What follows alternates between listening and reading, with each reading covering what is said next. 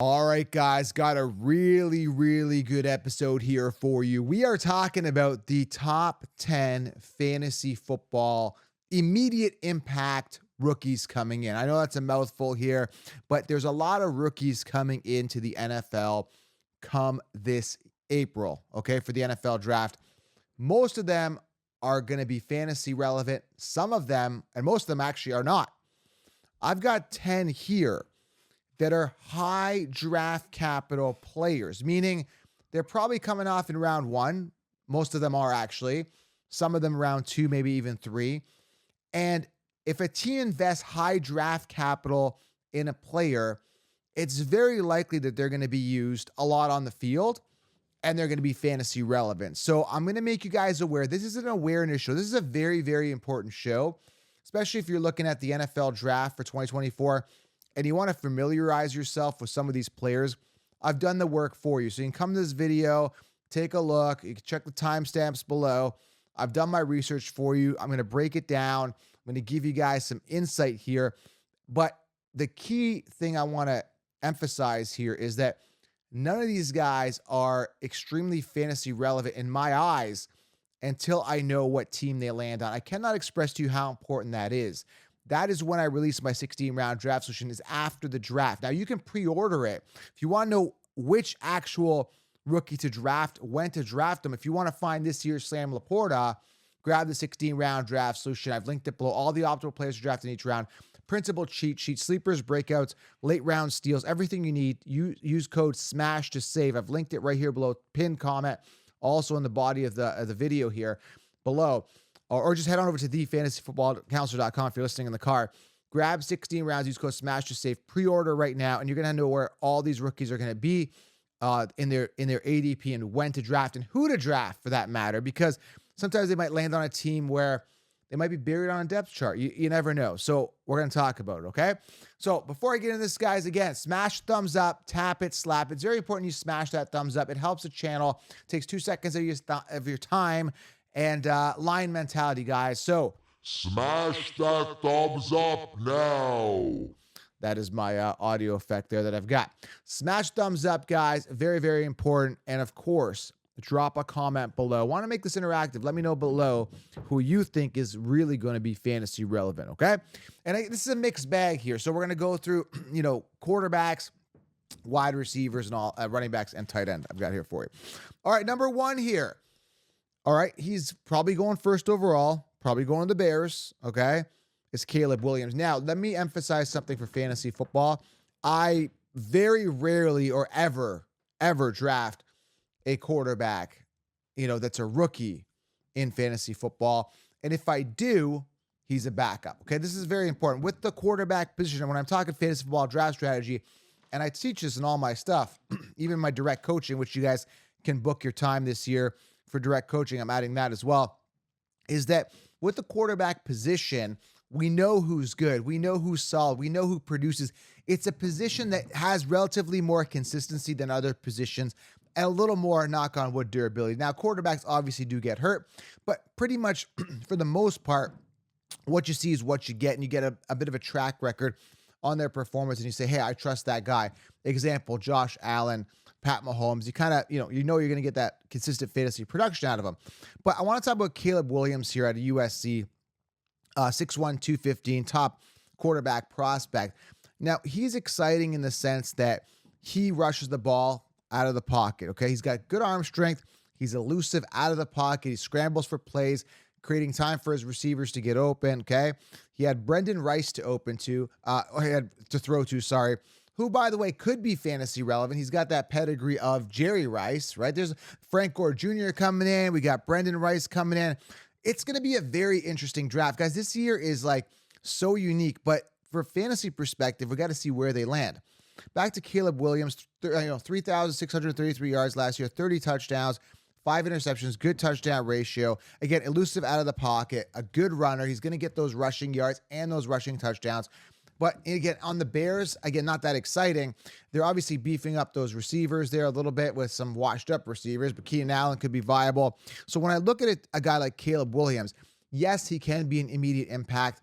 Will I be drafting him? No, but there will be some immediate impact there for Caleb Williams to really thrive this year, okay? Potentially. But again, if you want him, if you want that upside quarterback, a rookie guy, particularly make sure you get him as a backup quarterback with upside, okay? So that's the first guy's going to be, immediate impact because he's high draft capital. He's like the first overall pick off the board. He's going to play probably most likely out of the gate. So he's going to have an immediate impact. How big that impact, yet to be determined, all right?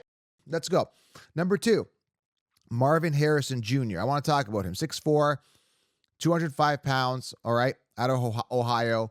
Obviously, we know, again, we talk about Frank Gore Jr., Brendan Rice, Jerry Rice's son, Frank Gore Jr., Frank Gore's son. These guys are legendary players, and now their kids are coming in. So you got that, the genetics in their favor. And Marvin Harrison Jr. is no different. Elite size and athleticism. He's got that good blend, smooth route runner, great hands, big playability. That's huge as well. Relatively quick off the line. Could be a little bit quicker. I mean, when I was reading scouting reports, they always have something bad to say. But he's got a ton of upside.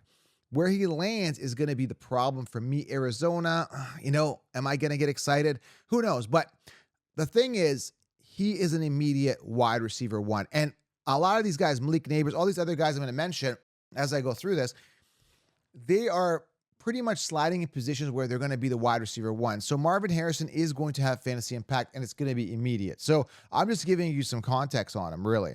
Okay. And again, at the time of recording, we are March 22nd, so we don't know where he's going to land. But I would imagine he's going to have immediate impact. Of course, slides in as a wide receiver 1. Again, the talent is there, the smooth route running, the great hands, the athleticism, everything is there.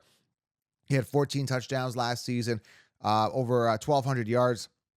Again, it depends on where he lands, and I think it's going to be Arizona. That's the looks. Now, there's talks about like Malik Neighbors coming off as the first wide receiver off the board in the NFL draft, but most likely going to be Marvin Harrison, okay? Immediate impact. Number 3 here. Again, drop a comment. Let's make this interactive, okay?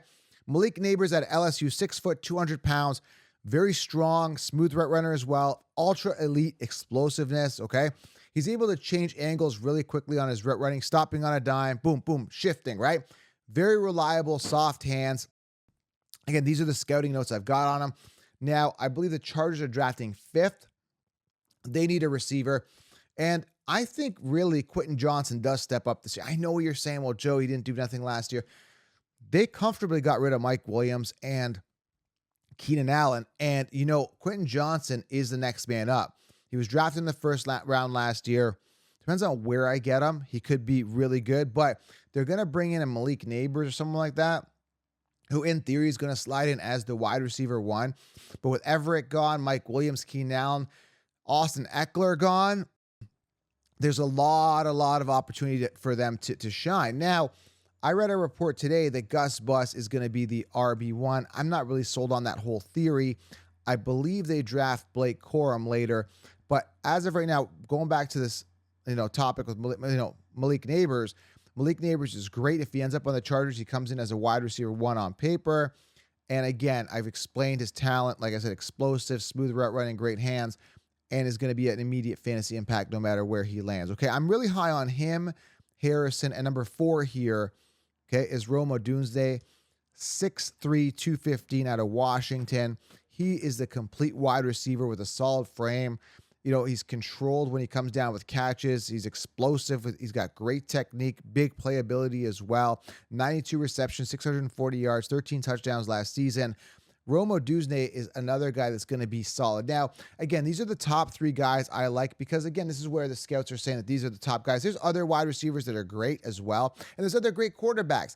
I'm just trying to cram as much as I can in the top 10 based on my research and also on where they're being drafted. And again, you got like Marvin Harrison, Malik Neighbors, and Rome, 1, 2, 3, and they could come off in any order, are going to probably end up on, the Chargers, the Cardinals, or the Giants. Now, out of all those guys, I think the guy obviously ending up on the Chargers has the more upside, but you got to take a look at Rome Odunze here at number 4 as a guy that's going to be an immediate impact and great talent, okay? So familiarize yourselves with the names. Go do your own research, and I recommend you guys just go in, you go just Google their stats. Start looking at their video because you need to start doing your research here on these guys if you're going to make a decision to draft them on your fantasy team. And again, I have it all done for you in 60 rounds. Use code SMASH to save. Linked it below. Secure the solution. Secure the championship. You can pre-order right now. Number 5 here is a quarterback, 6'4", 230, Drake May. I mean, this guy's got a cannon for an arm, and most likely landing spot's going to be Minnesota. They don't have a quarterback. Jefferson's still there. They got rid of, who's that wide receiver 3 there? I can't even think right now. But they got Jordan Addison there. Jefferson's there. Jefferson wants to get paid a big deal. And, they brought in Aaron Jones. I'm not too excited about. I think they're going to draft a running back as well. But Drake May is everything you want in a quarterback. 3,600 plus yards passing last year, 449 yards on the ground. That's insane. 33 touchdowns, 9 interceptions, pretty decent ratio, 9 rushing touchdowns. So you look at a guy who's got, quick feet, good arm, good poise in the pocket, and Drake May is, I believe, the complete package. And I think, he can be an immediate starter. Obviously has to be. A lot of these teams have open voids at the running back position, the quarterback position, and wide receiver position. Example, Chargers could use another wide receiver for sure. Vikings definitely need a quarterback. Drake May, based on the mock drafts that I've been looking at North Carolina here, could be an immediate plug and play and an immediate option there for a draft by the Vikings. So they need him. And we're talking fantasy impact, immediate, man. Immediate. Him and Jefferson could be connecting immediately. But if you want a quarterback that's a rookie, you got to just get him as a backup with upside, or in a 2-quarterback league as your second or even third quarterback for depth, okay? But that being said, even Jaden Daniels, guys, look him up. Jaden Daniels, Caleb Williams, Drake May, all these guys could be fantasy relevant, but we've seen it in the NFL time after time. These rookie quarterbacks need time to get groomed, time to get integrated, time to settle in, okay? Because, interceptions are thrown, things happen. It doesn't get pretty sometimes, okay? So that's number 5. We got Drake May. Number 6, Brock Bowers out of Georgia, tight end, 640. Wow, that's 640 pounds. No, wrong sport, not sumo wrestling here, okay? 6'4", 240 pounds, Brock Bowers, tight end. Now, this guy is a dynamic weapon. When he has that ball, man, yards after catch. He's aggressive and dangerous after that catch. He's a matchup nightmare. He's a great playmaker across the field. He's a relatively savvy route runner, explosive and physical. Brock Bowers could be this year's Sam Laporta, but I'm not going to say that yet until I see where he lands and how much projected volume he's going to get.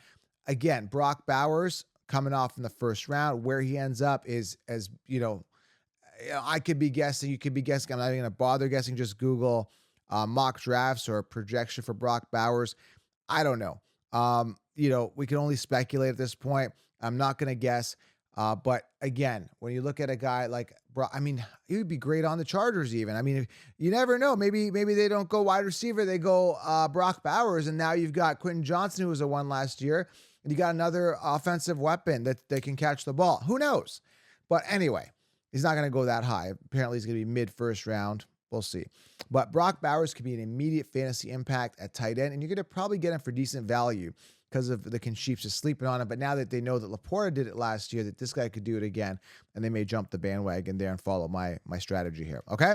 So that's number 6 is Brock Bowers. Number 7. And if you want a chance to ask him questions and see him live on this podcast, we are doing a Fantasy Sports Summit. Okay, it's going to be a virtual conference. You're entered for a PS5 as well, automatically when you get a ticket. Live mock draft, NFL athletes. Trey Benson is number 7, and he's going to be at the Fantasy Sports Summit. I am over the moon excited out of this Florida running back, top prospect since, I would say Dalvin Cook out of Florida.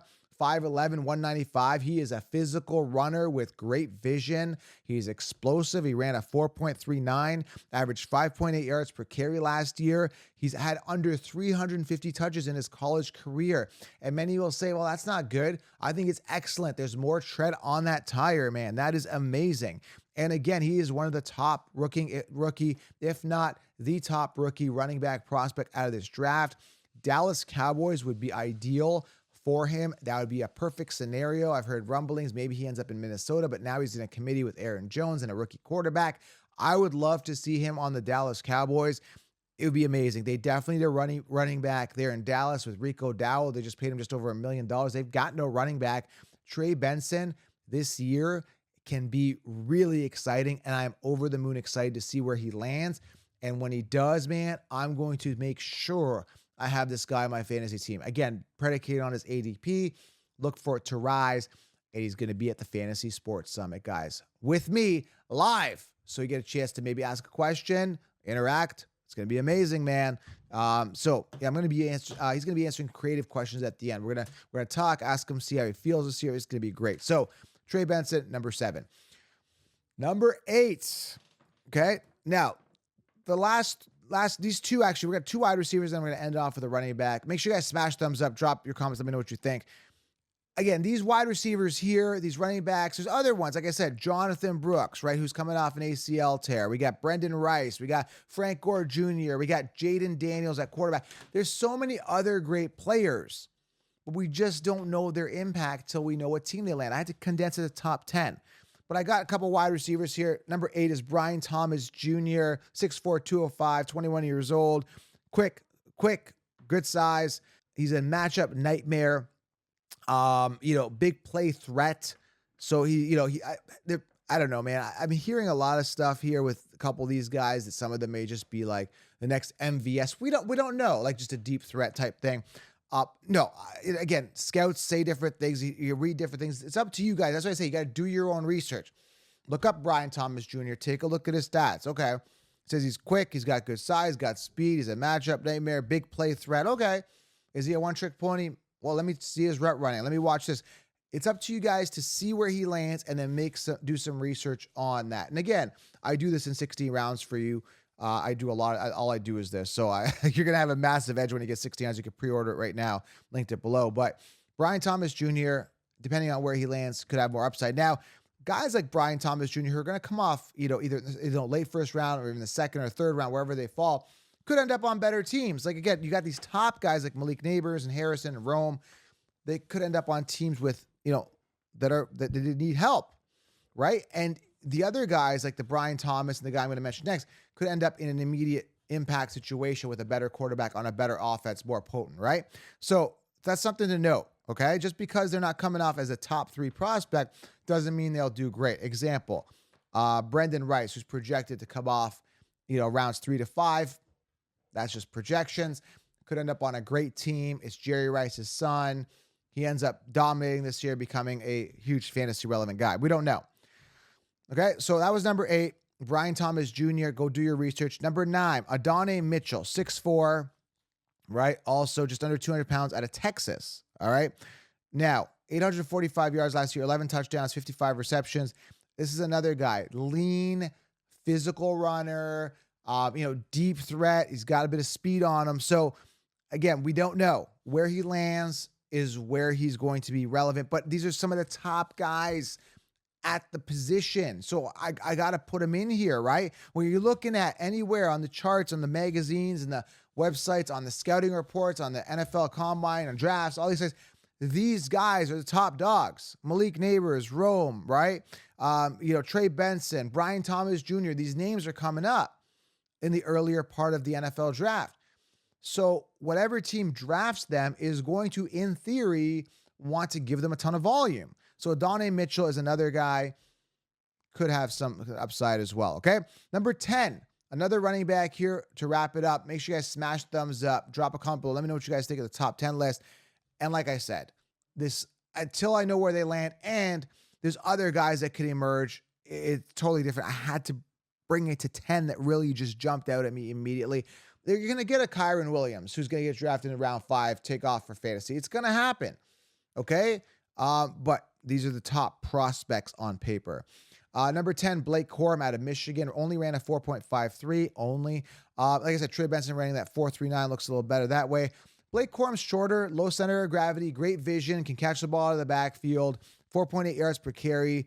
He's strong, right? And I think he'd be a good home for the Chargers. Again, got that relationship with Harbaugh out of Michigan. So Blake Corum rounds us up as number 10 here. So guys, I mean, these are the guys that have the best physical attributes that are the most hyped up.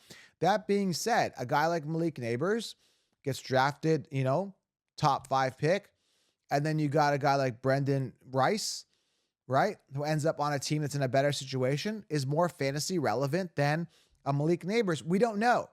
We really don't until we know where they draft, and I can fizzle out the and work through the depth charts, anticipate what type of volume share they're going to get predicated on last year, who else is on the team, who's throwing the ball, what's going on, and then we're able to properly, figure out what we're going to do here in regards to where they're going to be drafted, ADPs, and all that stuff. So, guys, that's why 16 rounds is so important. Pre-order right now.